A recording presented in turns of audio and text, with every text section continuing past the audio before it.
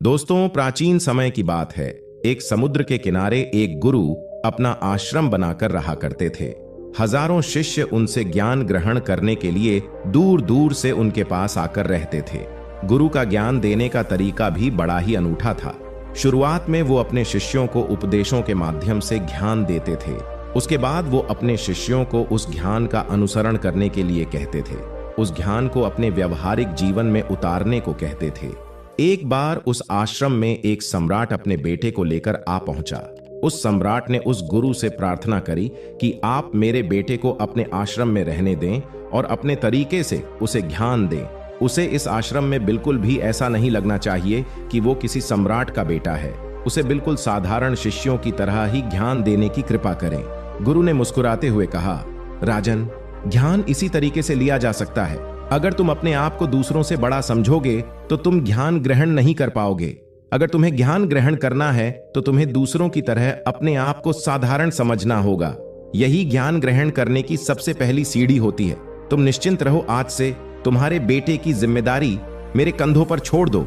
ये कहकर गुरु सम्राट के बेटे को अपने साथ लेकर समुद्र के किनारे टहलने के लिए निकल गए। आश्रम के बाकी सभी बच्चे उस राजा को देख रहे थे। राजा अपने बेटे को अपने रथ पर बिठाकर लाया था, जिससे सभी बच्चे समझ गए थे कि ये लड़का राजा का बेटा है। इसी वजह से आश्रम के सभी बच्चे सम्राट के बेटे की तरह आकर्षित हो गए थे। जब गुरु सम्राट के बेटे को लेकर समुद्र पर टहल रहे थे तो सम्राट का बेटा अचानक फूट फूट कर रोने लगा, क्योंकि अभी वो सिर्फ 12 वर्ष का था और 12 वर्ष की आयु में उसके पिता उसे अपने से दूर छोड़कर चले गए थे। ये सदमा वो बच्चा सहन नहीं कर पा रहा था। वो नहीं समझ पा रहा था कि उसके पिता उसकी भलाई के लिए उसे उस गुरु के पास छोड़कर गए हैं।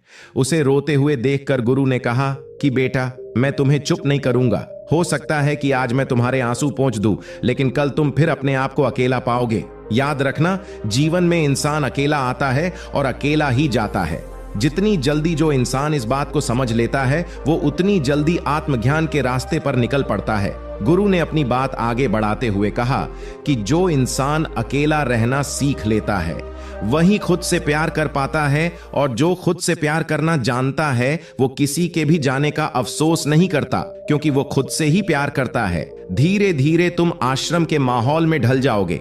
शुरुआत में तुम्हें समस्या आ सकती है, लेकिन कुछ दिनों के बाद तुम इसे आत्मसात कर लोगे। उसके बाद तुम्हें यही जगह बहुत अच्छी लगने लगेगी। ये जगह तुम्हें अपनी महल जैसी लगने लगेगी। संध्या हो चली थी। समुद्र के दूसरे छोर पर सूरज छिपने लगा था और अपनी लालिमा पूरे आसमान में बिखेर रहा था।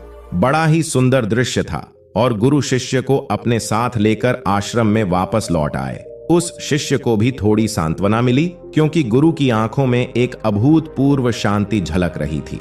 और जब हम किसी एकांतवासी गुरु की आंखों में वो शांति देख लेते हैं तो हमारे हृदय से भी सारा भार हट जाता है। मन एकदम निर्मल हो जाता है।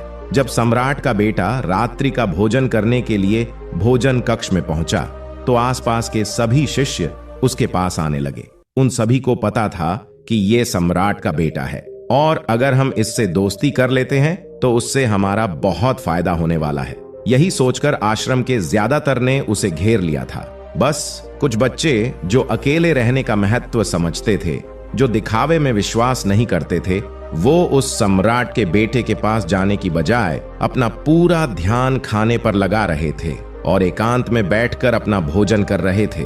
कुछ दिनों के बाद सम्राट के बेटे की आश्रम के ज्यादातर बच्चों के साथ दोस्ती हो गई। अब वो आश्रम में उन बच्चों के साथ घूमता, उन्हीं के साथ अपना ज्यादातर समय बिताता। आखिरकार सम्राट का बेटा था, सुख सुविधाओं में पला बड़ा था, क्योंकि हमेशा आसपास बहुत से दास, औरतें और आसिया होती थीं। आसपास अपने मित्रों से घिरे होना वही दिनचर्या उसने इस आश्रम में भी अपना ली थी। ऐसा नहीं था कि गुरु को यह सब पता नहीं था, पर गुरु उसे अलग तरीके से ज्ञान देना चाहते थे, क्योंकि बच्चों को ज्ञान आप उपदेश देकर नहीं दे सकते, उन्हें साक्षात्कार कराना पड़ता है। उसके बाद उन्हें वो बात समझ आती है जो आप समझाना चाहते हैं। गुरु को ये बात पता थी कि अगर मैं इसे बोलकर बताऊंगा तो ये कभी समझ नहीं पाएगा। मुझे ऐसे दिखाना पड़ेगा, इसे एहसास कराना पड़ेगा कि अकेले रहने से ही तुम अपनी शक्तियों को जान पाओगे। ये सीख देने के लिए गुरु एक दिन उस शिष्य को अपने साथ एक पहाड़ी की चोटी पर ले गए। पहाड़ी पर पहुंचकर गुरु ने उस शिष्य से कहा कि अब तुम्हारा ज्ञान पूरा हो चुका है, बस एक आखिरी रात तुम्हें यहाँ पर बितानी होगी। उसके बाद अगले दिन शाम को मैं तुम्हारे राजमहल में तुमको पहुंचा दूंगा। वो बच्चा तो ये सुनकर बहुत खुश हो गया कि अब मैं वापस अपने राजमहल चला जाऊंगा, फिर से मेरे दास और दासियां, सारी भोग की वस्तुएं ये मेरे पास होगी। उस शिष्य ने गुरु से पूछा, गुरुवर, मुझे आज रात आप यहाँ पहाड़ी पर क्यों छोड़ रहे हैं? आखिर मुझे कौन सा आखिरी ज्ञान यहाँ से मिलेगा? फिर गुरु ने मुस्कुराते हुए कहा कि यहाँ पर चट्टान के पीछे तुम्हें छिपकर बैठना होगा। यहाँ पर रोज रात को एक बाज जाता है, तुम्हें उस बाज को देखना है, बड़ी गौर से देखना है, हर गतिविधि देखनी है, और उस बाज को देखने के बाद अगले दिन अगर तुम उस बाज की खूबियां मुझे बता पाए तो मैं तुम्हें तुम्हारे राजमहल वापस भिजवा दूंगा। याद रहे, सुबह आने से पहले एक बात पर और ध्यान देना है। एक चरवाहा यहाँ पर अपनी भेड़ों को चराने के लिए आता है, तुम्हें उन भेड़ों की गतिविधियां भी देखनी है। याद रखना, बाज की गतिविधि रात को और भेड़ों की गतिविधि सुबह में। अगर तुम दोनों की गतिविधि ध्यान से देखकर मुझे बता पाए तो तुम इस आश्रम से हमेशा के लिए आजाद हो जाओगे, तुम्हारा ज्ञान पूरा हो जाएगा। मैं तुम्हारे पिता को कह दूंगा कि ये बच्चा हमारे आश्रम का सबसे ध्यानी बच्चा है। ये कहकर गुरु अपने आश्रम में वापस लौट आए और वो बच्चा वहीं पर उस चट्टान के पीछे खड़ा हुआ था। उस बाज का इंतजार करने लगा। काफी वक्त बीत जाने के बाद वहां पर एक बाज अपने बच्चों के साथ आ पहुंचा। सम्राट के बेटे ने पूरी रात उस बाज की गतिविधि बड़े ही ध्यानपूर्वक देखी और सुबह होने के बाद जब चरवाह वहां पर अपनी भेड़ों को लेकर पहुंचा तो उसने एक अभूतपूर्व दृश्य देखा।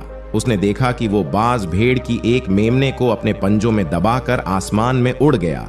उसने उस भेड़ के बच्चे का शिकार कर लिया था। ये सारा दृश्य देखकर वो बच्चा आश्रम में वापस अपने गुरु के पास पहुंचा। इससे पहले कि गुरु उससे कुछ पूछते, उसने गुरु को प्रणाम करते हुए कहा, गुरुवर, आप आश्रम के सभी बच्चों को यहाँ पर बुला लीजिए। मैं सब लोगों को बताना चाहता हूं कि मैंने क्या देखा। जब आश्रम के सभी बच्चे वहां पर पहुंच गए तो उस सम्राट के बेटे ने कहना शुरू किया कि मैंने अपने जीवन में बहुत से पक्षियों को देखा है, लेकिन बाज उन सभी पक्षियों में से सबसे अद्भुत और सबसे अलग होता है। उदाहरण के लिए, एक तोता हम सभी ने देखा है। तोता बोलता तो बहुत है लेकिन कभी ऊंचा नहीं उड़ पाता, लेकिन एक बाज जो कि हर समय शांत रहता है, वो आकाश को भी छू सकता है। उसमें आकाश को भी छू लेने का सामर्थ्य होता है। जब भी एक बात अपने शिकार को निश्चित कर लेता है तो वो उसी शिकार पर अपनी नजरें गड़ाए रहता है, चाहे वो कितनी भी ऊंचाई पर क्यों ना हो, चाहे कितना भी बड़ा तूफान क्यों ना जाए, लेकिन उसकी नजर हमेशा अपने लक्ष्य पर स्थिर रहती है। आज सुबह जिस बाज को मैंने देखा, उसने हर भेड़ को अपना शिकार नहीं बनाया, बल्कि उस भेड़ के झुंड में से उसने उस भेड़ के मेमने को अपना शिकार बनाया। उस बाज की तरह हमें भी अपना ध्यान अपने एक ही लक्ष्य पर स्थिर रखना चाहिए। चाहे जीवन में कितनी भी अड़चनें क्यों ना आए, हमें अपना लक्ष्य स्पष्ट दिखाई देना चाहिए। अलग अलग लक्ष्यों में अपनी ऊर्जा बर्बाद करने की बजाय हमें किसी एक लक्ष्य पर पूरी एकाग्रता के साथ ध्यान देना चाहिए। तीसरी बात जो मैंने उस बाज से सीखी और जो हम सभी को सीखनी चाहिए, वो ये है कि बाज कभी भी दूसरे पक्षी के साथ नहीं उड़ता, वो हमेशा आकाश में अकेला उड़ता है। इससे हमें ये सीख लेनी चाहिए कि हमें कभी भी छोटी सोच वाले लोगों के साथ नहीं रहना चाहिए। आखिरकार हम भी वही बन जाते हैं जिनके साथ हम रहते हैं। इसीलिए या तो बड़ी सोच वालों के साथ रहो या फिर अकेले रहो, क्योंकि जब हम अकेले रहते हैं तभी हम खुद की ताकत और खुद की कमजोरियों को जान पाते हैं। कमजोरियों को जानकर उनको दूर कर सकते हैं और अपनी ताकत को जानकर उसका सही इस्तेमाल कर सकते हैं। लेकिन वो तभी संभव होगा जब हम अकेले रहना सीखेंगे। चौथी सीख जो हमें एक बाज से लेनी चाहिए कि एक बाज हमेशा अपनी सीमाओं से ऊपर उठकर उड़ता है। जब तूफान आता है तो हर एक पक्षी अपने घोंसले की तरफ भागता है, खुद को छुपाने की जगह ढूंढता है, लेकिन बाज ऐसा कुछ भी नहीं करता। वो खुद की सीमाओं को तोड़कर बादलों से भी ऊपर उड़ने का प्रयास करता है। हवाएं उसे थप्पड़े मारती हैं, पंख उसके बाहरी हो जाते हैं, पानी और धूल की वजह से उसे कुछ दिखाई नहीं देता, लेकिन वो फिर भी आसमान की तरफ उड़ता रहता है और अंततः बादलों से भी ऊपर निकल जाता है और वहां तब तक उड़ता रहता है जब तक मौसम ठीक नहीं हो जाता। अपनी सीमाओं को सिर्फ इसलिए तोड़ पाता है क्योंकि वो समस्या के आने पर उससे घबराता नहीं है, उससे डरकर बचने का प्रयास नहीं करता, बल्कि एक सकारात्मक नजरिए के साथ उसका सामना करता है। जीवन में चाहे कितनी भी अड़चनें क्यों ना आए, हमें उन अड़चनों से लड़ना चाहिए, न कि उनसे डर कर कहीं छुप कर बैठना चाहिए। बहादुर तो वो लोग होते हैं जो तूफानों से टकरा जाते हैं। कायर तो अपने घर में, अपने घोंसले में अपनी जगह ढूंढ कर बैठ जाते हैं। पांचवी बात जो हम एक बात से सीखनी चाहिए कि बाज कभी भी अपने घोंसले में घास के कोमल तिनके नहीं रखता। जो तिनके एक कोमल होते जाते हैं वो उन्हें निकाल कर फेंकता रहता है। उसी तरह चाहे कितनी भी आरामदायक जिंदगी आपको मिली हो, लेकिन उस आराम से ऊपर उठकर अपने आलस्य को तोड़कर जीवन में मेहनत करते रहना चाहिए। जीवन में पसीना बहाना चाहिए, शारीरिक मेहनत करनी चाहिए। अपने घोंसले से कोमल तिनके उठाकर फेंक दो और आज ही अपने आलस्य को तोड़कर निकल पड़ो। हर दिन अपने आप को चुनौतियां दो, हर दिन मुश्किलों से लड़ो, क्योंकि वही मुश्किलें तुम्हें मजबूत बनाएंगी। जंगल के राजा शेर को भी झुंड बनाकर शिकार करते हुए देखा जा सकता है, लेकिन बाज हमेशा अकेला शिकार करता है, क्योंकि वो जानता है कि भीड़ हौसला तो देती है मगर साहस छीन लेती है। आदमी को हमेशा अकेले ही आगे बढ़ना होता है। यही कारण होता है कि वो जल, थल और नभ और सभी जगहों पर अपने शिकार का परचम लहरा सकता है। बाज की उम्र लगभग 70 साल की होती है, लेकिन 40 साल में ही उसका शरीर बूढ़ा हो जाता है। नाखून उसके पैरों में ढंसने लगते हैं, पंख उसके शरीर में चिपक जाते हैं, उसकी चोंच मुड़ जाती है, उसका शरीर भारी हो जाता है। ऐसी स्थिति में शिकार करना तो क्या, उड़ने की भी हालत नहीं रहती उसकी। ऐसे में उसके पास सिर्फ 2 विकल्प होते हैं। पहला, या तो वह खुद की इस अवस्था को स्वीकार कर ले और भूखा प्यासा मर जाए, या किसी दूसरे जानवर का शिकार बन जाए। और दूसरा विकल्प ये होता है कि वो 6 महीने एक बहुत ही दर्दनाक प्रक्रिया से गुजरे और खुद को फिर से पहले जैसा मजबूत बना ले।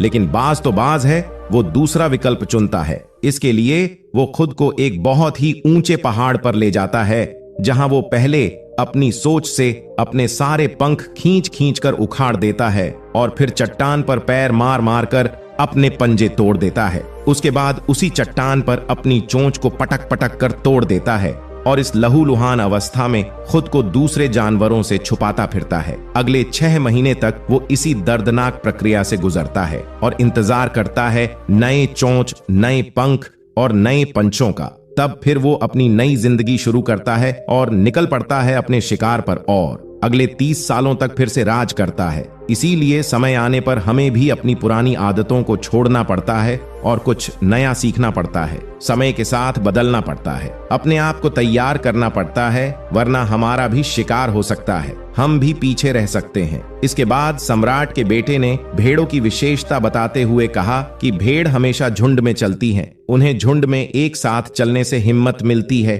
लेकिन जैसे ही उन पर शिकार होता है वैसे ही वो भीड़ तितर बितर हो जाती है और उस पूरी भीड़ में से एक भी भेड़ अपने साथी की मदद करने के लिए वापस नहीं लौटती। तो इससे हमें ये सीख मिलती है कि हमारे साथ कितने भी लोग खड़े हो, किसी पर भी यकीन नहीं करना। यकीन करना तो खुद पर करना, क्योंकि बुरा समय आने पर वो भीड़ कब तितर बितर हो जाएगी आपको पता ही नहीं चलेगा। गुरु को प्रणाम करते हुए सम्राट के बेटे ने अपने गुरु से कहा कि गुरुदेव, अगर मुझसे कोई सीख रह गई हो तो कृपया करके आप बताने की कृपा करें। गुरु ने सभी बच्चों को संबोधित करते हुए कहा कि ये सभी बातें जो अभी इस बच्चे ने बताई है सब सही है, लेकिन ये सारी खूबियां आप लोगों में तभी पैदा हो पाएगी जब आप अकेले रहने का अभ्यास करेंगे। आपने देखा होगा कि बाज कभी भी किसी दूसरे पक्षी के साथ नहीं रहता, ना ही किसी के साथ अपनी जोड़ी बनाता। वो आसमान में अकेला उड़ता है और अकेला उड़ने की वजह से वो अपनी ताकत और अपनी कमजोरियों को जान पाता है। इसके बाद